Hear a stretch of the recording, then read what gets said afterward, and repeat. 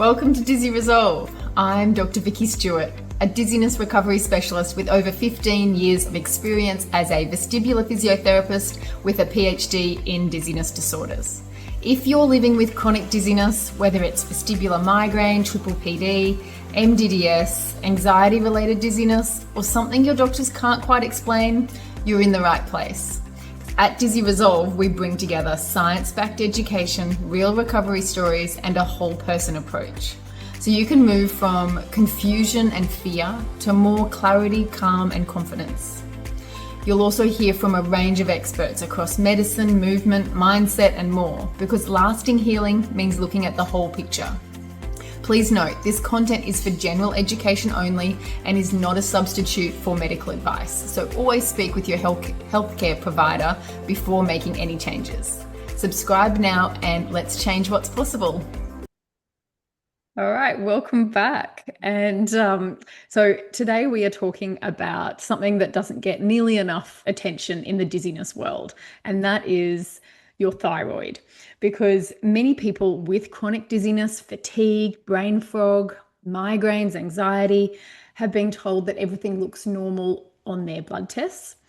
But what if those standard tests are missing something? Or what if you don't even know to even have those tests or what tests to have? Or what if your thyroid is actually part of the problem keeping you stuck in your symptoms? Even when the range is normal, maybe there's something contributing there that we haven't looked at. So science is starting to piece together, catch up with the idea that the thyroid plays a role in our vestibular system, our energy levels, our nervous system sensitivity, and even your body's ability to recover from something. And really even subtle dysfunction or larger dysfunction like Hashimoto's, inflammation, hypothyroidism, they can all amplify the dizziness cycle or the dizziness stress cycle. So today I am very, very excited to be speaking with Kasia Wróbel, and hopefully I'm pronouncing that correctly, Kasia. Almost. Thank you so much for being here. Oh, thank you for having me. I'm very excited for everything that we're gonna discuss. Now, I have to say, it is for our time frames to work because Cassie is in Poland. And for our time frames to work, it's 8 a.m. in the morning here, a lovely, appropriate time to be having a conversation.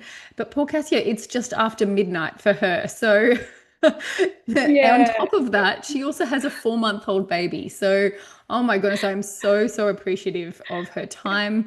And a toddler, I have to mention. Oh my But God. yeah, so forgive me, everyone, if my brain is not going to be, 100% present here, but I'm gonna do my best. And I'm And how do excited. you pronounce your name correctly? Kasia. Kasia. Sorry. I'll It's start easy. No, no pronouncing it. problem. No problem.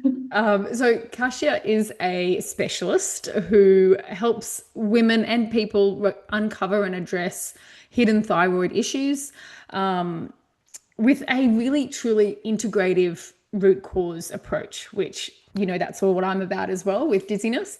So if you've ever wondered if could this be my thyroid? Could my thyroid be contributing to my issues? Then this conversation is absolutely for you. So Kasia, can you start by just telling us how you got into this line of work and what's your credentials, background, so that we can know who we're learning from? Yeah, of course. So, I believe my health journey started when I got my first period when I was 12, and it was terribly painful. And then years later, I started developing more and more symptoms. I was losing hair. I got on birth control for a while. I gained 20 pounds in less than a year without changing anything in my diet. I lost more and more hair. I literally had like this bald spot in the middle of my head. And I was exhausted. I was depressed. I like so many things happening to my life in my body, in my mind also. And I think when I was 21 or 22, I kind of hit my rock bottom and I was feeling like I was my lowest mentally and physically. And actually, back then I was studying pharmacy, doing my master's degree. So obviously I went to see some doctors and they told me that my labs are fine and that everything is normal and that is all, all in my head and that I should probably go back on birth control for the painful periods and for like all the other things that were happening. But I didn't want to do this, and I had this feeling that like why is this all happening? Like there has to be a reason because I'm 22, so it's not like my body is supposed to fall apart at this time. Um, and from one doctor, I did hear a diagnosis, hypothyroidism, but it didn't change much for me. I started taking medications and I felt a little bit better, but still the weight was there, the excess weight. I was very puffy and like I looked like a completely different person. And then I started digging deeper. And instead of focusing on all the quick fixes and all the diets and supplements and protocols and asking what should I do to heal, I started asking why. Why is there an issue with my thyroid? And so the years went by after I found the root cause of my thyroid problems, and I started educating myself on that. I became a dietitian. I also became a functional medicine specialist, a holistic coach, and all of that, and eventually started doing helping women do the same, heal their hormones, heal their thyroid, and yeah, first in Poland and then internationally. Amazing. So, how did you then specifically, because do you specialize a little bit more into hypothyroidism and Hashimoto's now? Like, Yeah. what made you get into that silo niche? Yeah, so first I started with hormones, like hormones in general, and I've been doing this for 6 years. And what made me switch to thyroid specifically is that this is a foundation of everything, like of health, of hormones, of your of everything that you are doing, of the vestibular system, of how our nervous system is working. Like I can't stress enough of how important the thyroid is because it literally the thyroid hormones are like text messages to every cell in your body and saying work, do your job. And if your thyroid is not working properly, or if the hormones are not activating in a specific proper way, like everything in the body may fall apart. And that's why also with thyroid issues, with thyroid being sluggish, with hypothyroidism, Hashimoto's, we might experience such a variety of symptoms in so many different areas. We may lose hair, we may have digestive issues, we may have anemia, we may have dizziness, migraines. So all of those things can be connected to thyroid. So that's why like this is so important to me, both personally and also there's a huge crisis of thyroid health in the world. So yeah, I'm very big on that. Yeah, because the connection, or part of my job here, I think, is to raise awareness for clinicians as well as for people suffering with the symptoms. Because as a clinician, sometimes we have our blinkers on of this is our role, whether it be physiotherapy or Yeah. dietitian or a general practitioner or a specialist. And it's so common that people mention in their medical history that they have a thyroid issue like hypothyroidism. And I would love to raise that awareness of the links between thyroid issues and migraines, dizziness. We know with vestibular migraines, they often change form around menopause age or perimenopause age. And so we already know that there's that hormone link there for some people. But I'd love to dig a little deeper as to what your take on that is.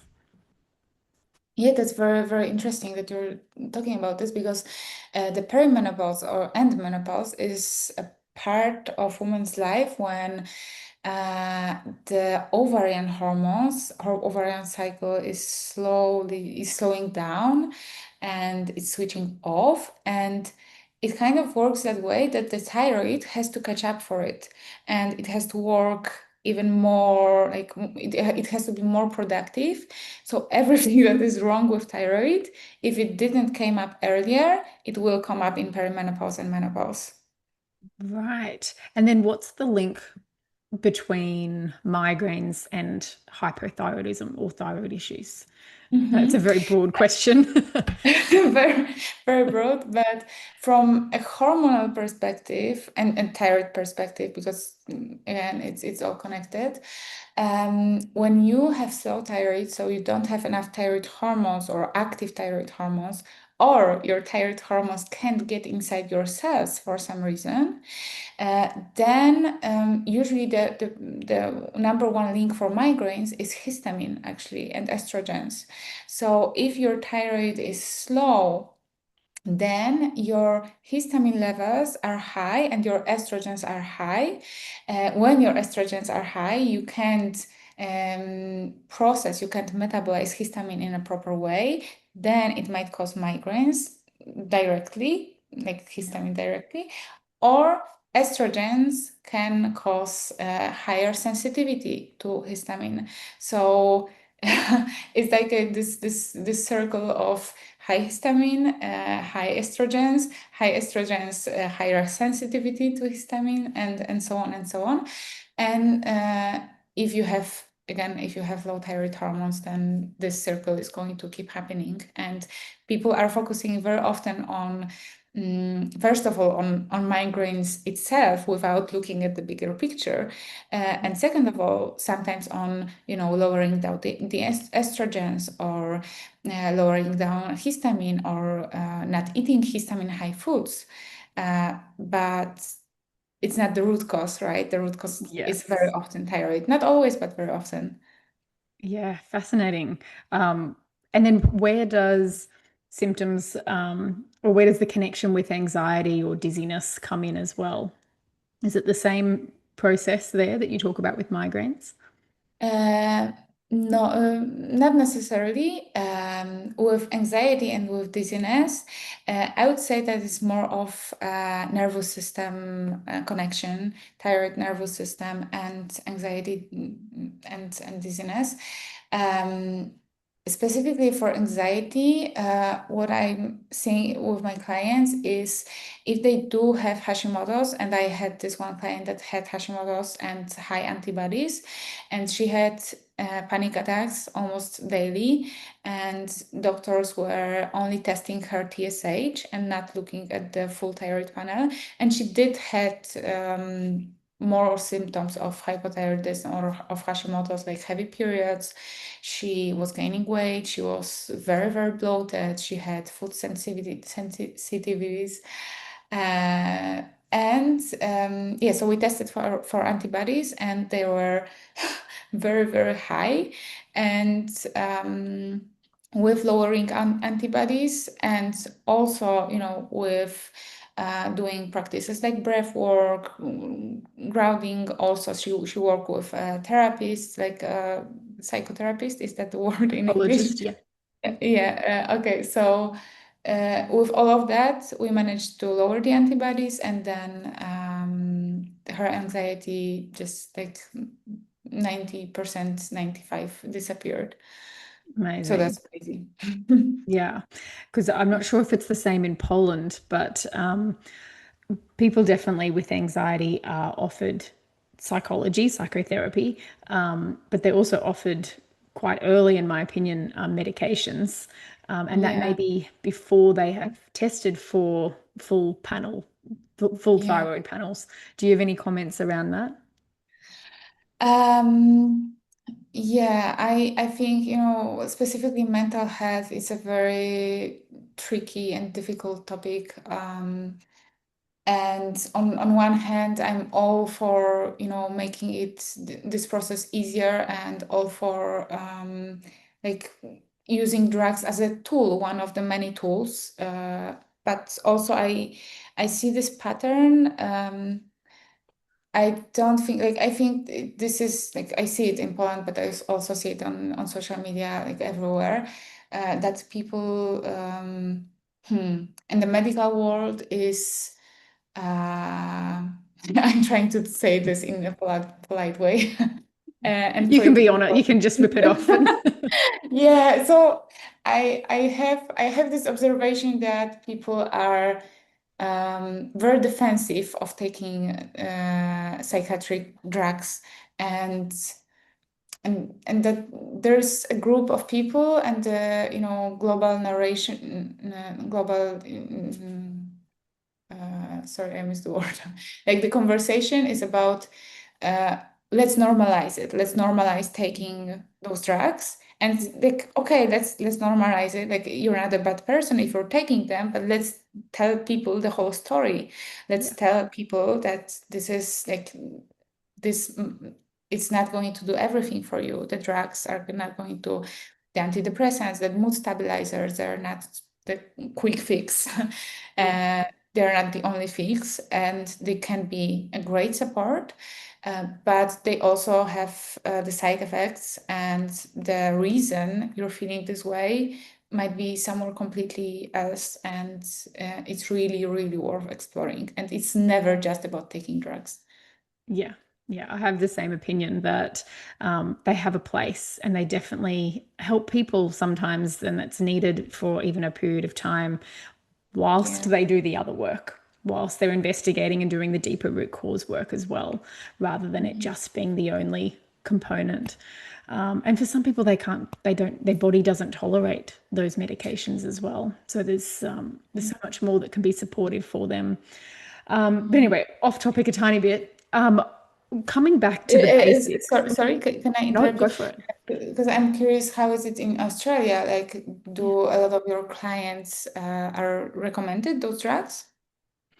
Yeah, it depends what diagnosis and who they're dealing with medical wise. Some people, some professions definitely angle forward lifestyle changes first, psychotherapy, psychologists first, and then if needed, medications. Some other professionals go quite quickly to medications only or in conjunction with those other options. And it also depends on the severity and the diagnosis that they're providing. So it's still not one way or the other way. And I think people are starting to be a lot more open. Professionals are being a lot more aware and open to that it has to be a bit more holistic than just medications. So we're moving in the right direction for sure. Yeah. Great. That's nice to hear. Coming back to basics, if someone is listening to this and they're thinking, well, what would be the signs or symptoms that I would need to be considering or looking for to think, do I have a thyroid dysfunction? And I guess I'm talking about my people in particular that have migraines, chronic dizziness, anxiety, brain fog, fatigue, that type of symptoms. Mhm. So, one of the symptoms that could be very specific for your clients would be feeling lightheaded, feeling dizzy when standing up, because thyroid conditions are very often linked to hypotension or hypertension. It depends, but to the changes in your tension. So when you stand up and when you feel dizzy, that might be a sign. Also, feeling the symptoms getting worse in your perimenopause or menopause, as we discussed.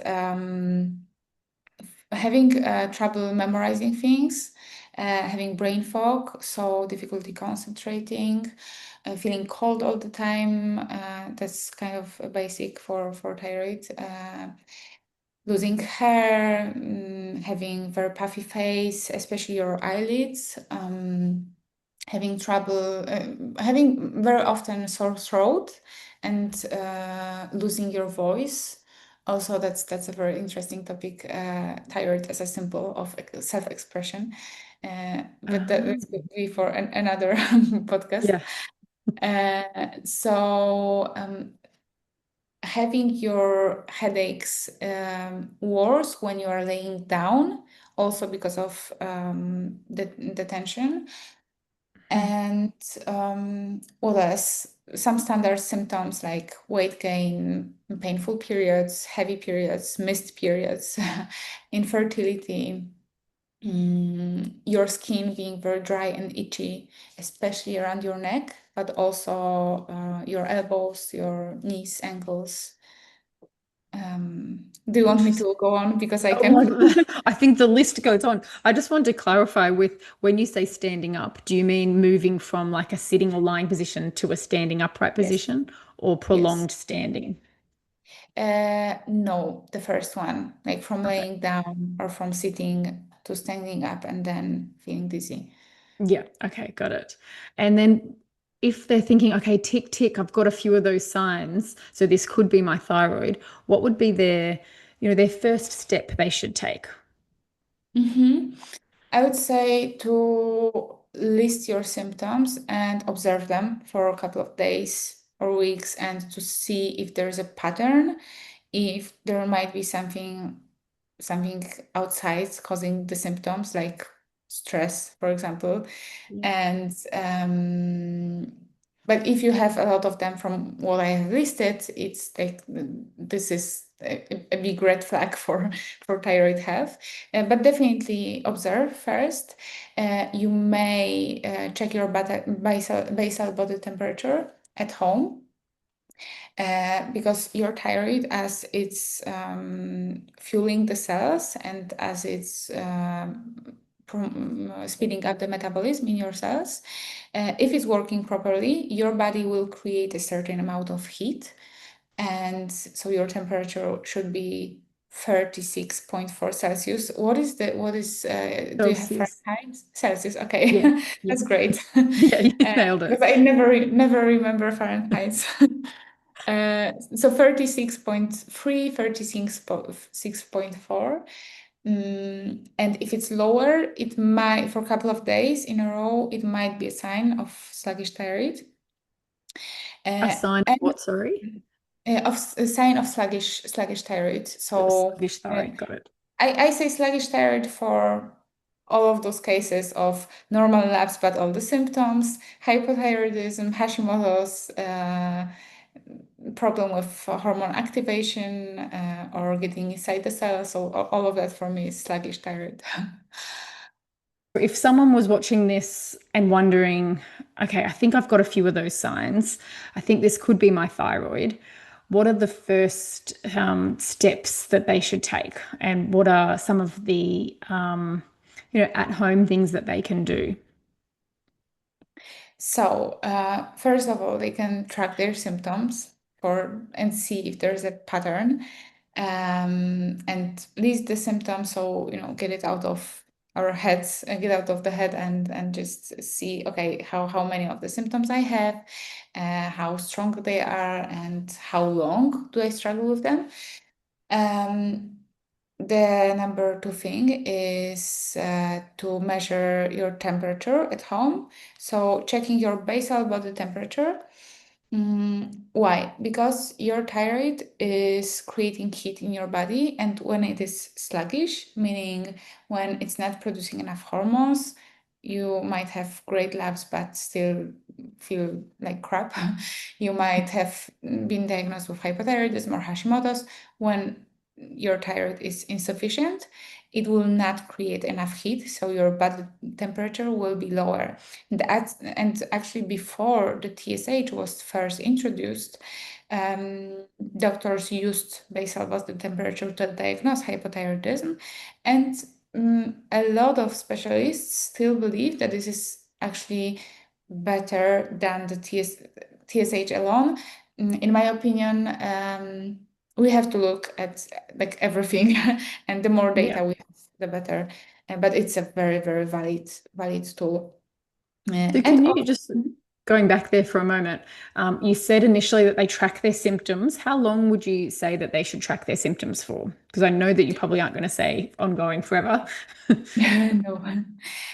No, but if you are a menstruating woman, I think it should be at least one menstrual cycle, like one whole cycle, Mhm. from one period to another. If you don't menstruate or you are on birth control pills, I would say for 2 to 4 weeks could be enough. Okay, got it. So then they're tracking their symptoms, and what else are they looking at whilst they're looking at their symptoms? Mm-hmm. If someone is menstruating, then I would look on whether the symptoms are synced with the cycle, or they get worse during ovulation, during period, or before, or things like that.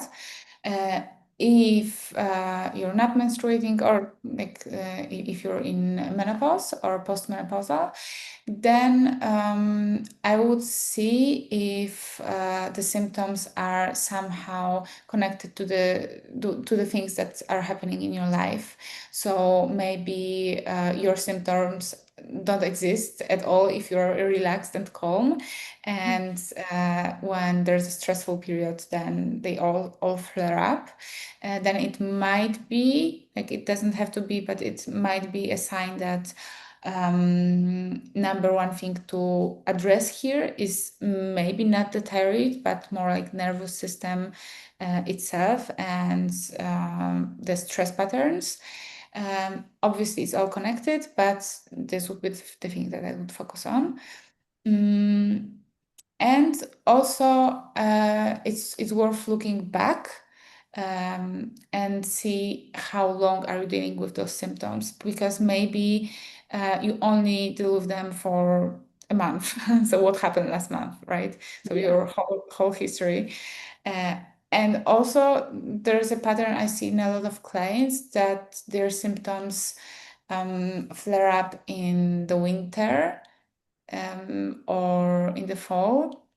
So I'm not sure. I think we have different winters, right? Because when there's a winter, I'm not sure what do you call a winter in Australia, but you have We some. call it winter, yeah, autumn instead of fall.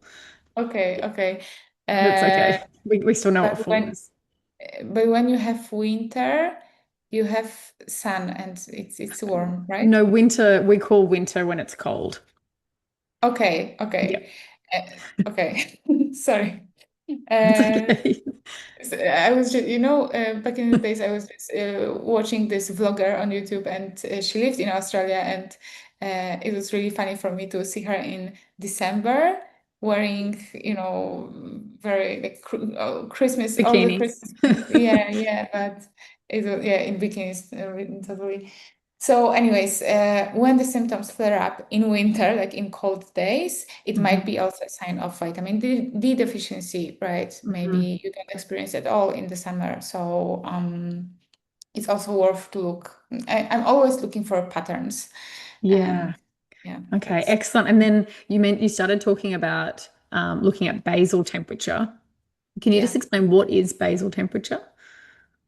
So it is the temperature that your body keeps when you are sustaining your basal functions. So breathing, laying down, not moving, breathing, all your organs working, and not doing any like anything, so sleeping basically.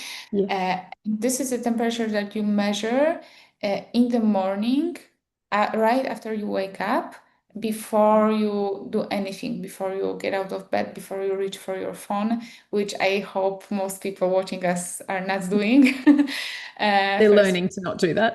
okay, great. So yeah, how to do that is I always explain to my clients, when you open your eyes, you just reach with your hand to your bedside table for your thermometer. You put it under your tongue. You hold it in there for 5 to 10 minutes. The longer, the better. 10 is like the best of the best, but it can also be 5. Then after 5 minutes, you click the measurement, you Yeah. click it, and then you read the temperature, and that's it. And then you can move on with your day, but you lay in bed for those 5 to 10 minutes. Got it. Okay. And then, so how are we using basal temperature as a way, as an at-home sign for thyroid issues? So I recommend to measure it for 5 to 10 days in a row. And if it is below 36.4, 36.3 Celsius, then it might be a sign of sluggish thyroid. And also, it's important to notice that this is pre-ovulatory temperature. So if you are having your menstrual cycle, so you are ovulating, you have your periods, then it's the best to measure before your ovulation. So in the beginning, like maybe on your period, for example. Okay, got it. So if they have 36.3, was it, or below, Yeah, yeah. for if it's just one day, or does it have to be a few days in a row of that level? A few days in a row, few days in a row. And if you are only doing few days in a row, then maybe let's like better do the 10 minutes Yeah. instead of 5, because the measurement is going to be more accurate. Got it. Okay. So then they've now got to a point where they're like, oh, okay, now I really am showing signs that my thyroid's at play. Then do you say for them to go and have certain lab tests done, and what would those include? Yeah, taking those measurements at home don't rule out the labs, and I think it's best to do everything out of those things. And the full thyroid panel that I recommend is TSH, free thyroid hormones, so free T4, free T3, reverse T3, and antibodies. Okay. So also in addition to that, it would be great. I'm not sure how is it with ordering labs in Australia. Do people like can people just go and pay and do the labs? They, my understanding is they have to get a referral and a doctor Okay. to write that out. But it's different doctors have different processes as far as which normal ones that they screen for. So a general practitioner might be different than a integrative medicine doctor. Okay. Okay. So this is the list that I would ask for a Yeah. doctor. And also things like vitamin D, storage levels of vitamin D, selenium, zinc. I'm a fan of HTMA, so this is a hair tissue mineral analysis, and this is actually something that is accessible all over the world, and you don't need doctor's permission, doctor's order to do that, and it's very, very good. And what's that called? Sorry. HTMA, hair tissue mineral analysis. So it's like a test from your hair.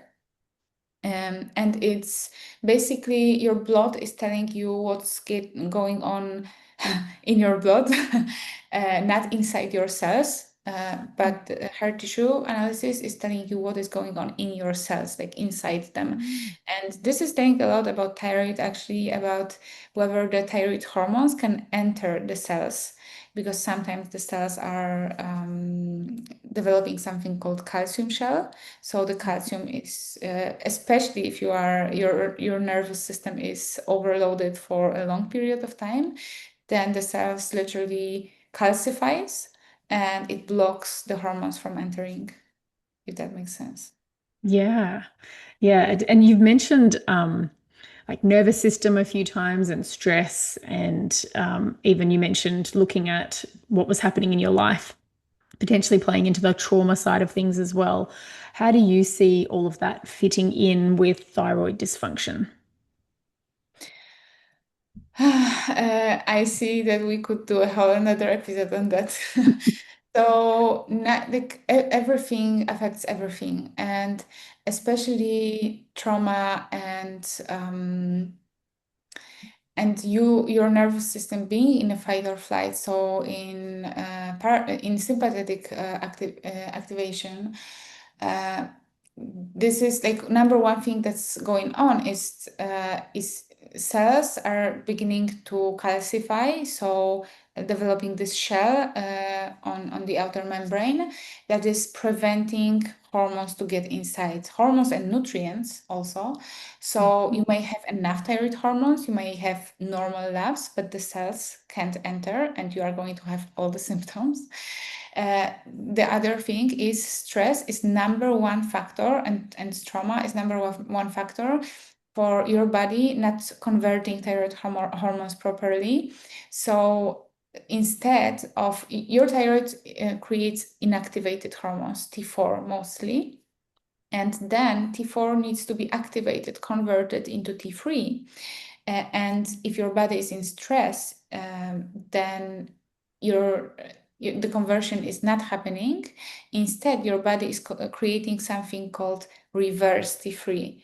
And reverse T3 is not active hormone, it's something that blocks your cells from active hormones. So again, you might have somewhat normal levels of TSH of 3T4 if your doctor orders 3T4, but you may have all the symptoms because you have high levels of this reversed hormone. Fascinating. So when someone comes and says, no, I've had my thyroid checked, I've had TSH checked, and my labs are normal, then that's saying, correct me if I'm wrong here, I'm catching up, then that's saying that their thyroid's producing the levels of thyroid that they should be, but it's not converting to the right form for the cells to take it on. Yeah, yes. I mean, if someone has normal labs, the only thing that it's saying that they don't qualify for calling it a thyroid disease. Because the labs are telling us whether someone is sick or not. And they are not telling us if someone is thriving.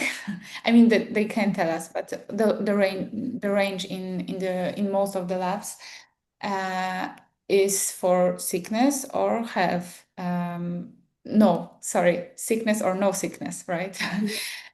So they're very wide, and there's also something called functional labs, functional range of labs, and it's much. It's not that wide, and most people, I would say, they don't fit into the functional levels. Like if someone has normal labs that they get from the doctor, and they have all the symptoms, they probably wouldn't fit into those more narrow labs, no, more narrow ranges.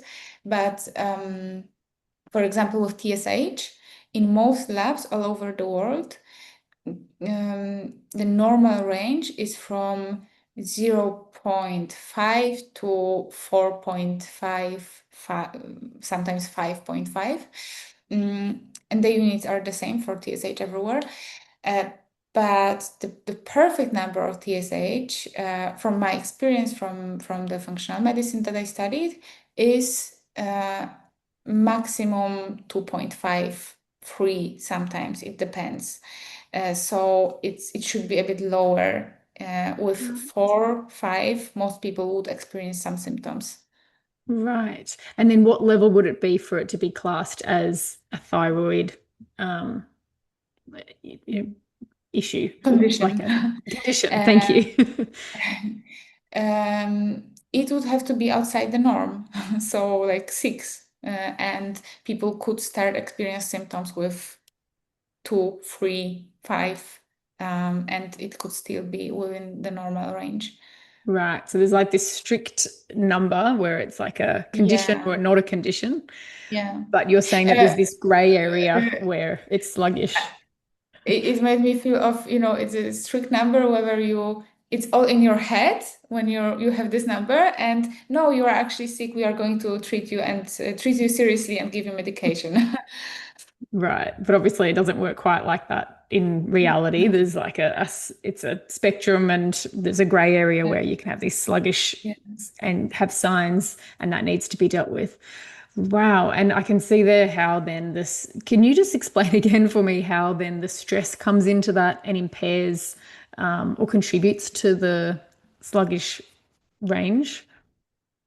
The stress, yeah. So your thyroid is not producing hormones properly, because you're like how long of an explanation do you want?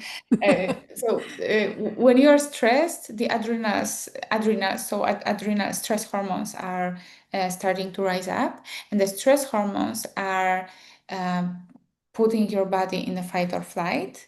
And then in a fight or flight, your thyroid is slowing down because stress hormones are, moving your body forward and telling those cells, like taking some sort of thyroid work, because they are the text message to the cells, work, do your job faster, faster, faster. And you might feel a little bit, better. Some people in stress have more energy in a certain point. But then after a while, maybe you saw the stress pattern in your clients, that there is a point of stress where someone is like, I can do everything, and they are in doing, but what goes up must go down. And when the stress hormones go down, then we can, like, why people are so exhausted is because the thyroid wasn't working properly for months, years, because of the Mhm. stress. Perfect explanation. And because you've seen thousands of clients, do you have a client story? I know you mentioned one a little earlier, a client story or a pattern that you see where dizziness improved once thyroid health was addressed? Yeah, actually, I had this client that was experiencing dizziness. She was also experiencing migraines, and she came to me not with those symptoms, but they were kind of severe, because she had to take some days off from her work because of those symptoms, and but also she had very heavy periods, and they were trying to get pregnant, and they couldn't. And the only thing that showed up in her labs was low levels of T3, because her doctor did a thyroid panel, but without antibodies. And for those levels of T3, he prescribed the thyroid hormone for her, but the symptoms didn't improve much. But what we discovered is that she had Hashimoto's disease. So we tested for antibodies, and they were skyrocket high. And then, like, after we did that, her doctor also, like, addressed it by doing the ultrasound and found some nodules on her thyroid. Um, so we worked on lowering those antibodies, and all the symptoms improved. Eventually, she got pregnant. So there was a nice kind of end to this. Oh. And yeah, and the dizziness improved, and the migraines, like migraines, I remember migraines went away as one of the first things, first wins that we have. Oh, what rewarding work you do. And Mm. as we wrap up, is there like one piece of advice or encouragement to offer someone feeling a little stuck in symptoms that we've been talking about and just looking for those next steps? If there is a problem, there is a solution. Mm. And your body is not broken. It really just needs some sort of support.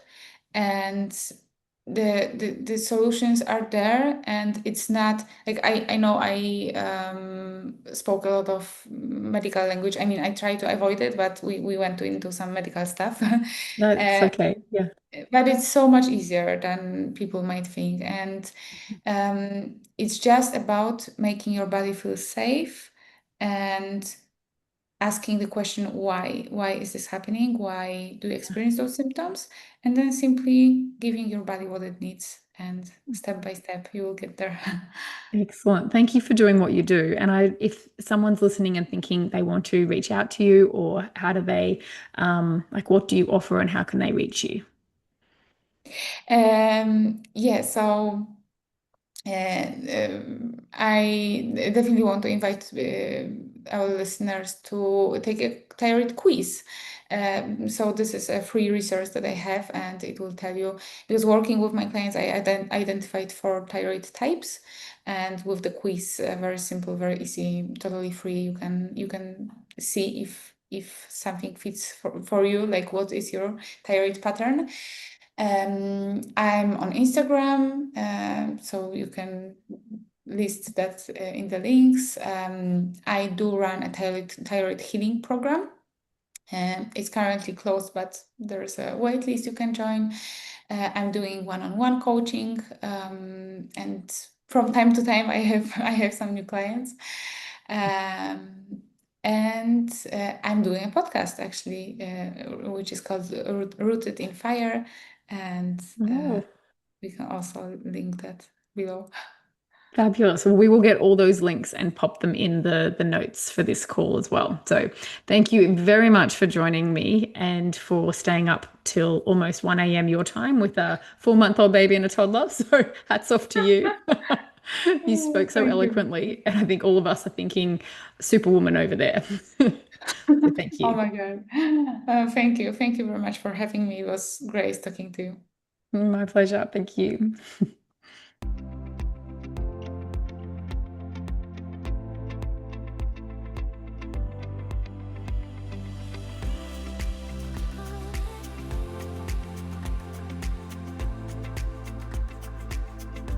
The information provided in this video is for general educational purposes only and is not intended as a substitute for professional medical advice, diagnosis, or treatment. Always seek the guidance of your physician or other qualified health professional with any questions you may have regarding a medical condition or treatment, and never disregard professional medical advice or delay seeking it because of something you have seen or heard on Dizzy Resolve.